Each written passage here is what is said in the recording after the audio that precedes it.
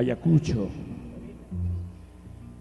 Ayacucho, si supieras hablar, cuántas cosas dirías. ¿Y por qué hacerte esta pregunta? Si podemos ver claramente el espejo de tu vida, el espejo de la realidad de nuestra patria. Señoras y señores, es el concierto de Karina Fernández. Entre tema y tema saltan los valores importantes de esta filosofía existencialista del guayno peruano. Cantamos realidades, cantamos dolor, tristeza, alegría.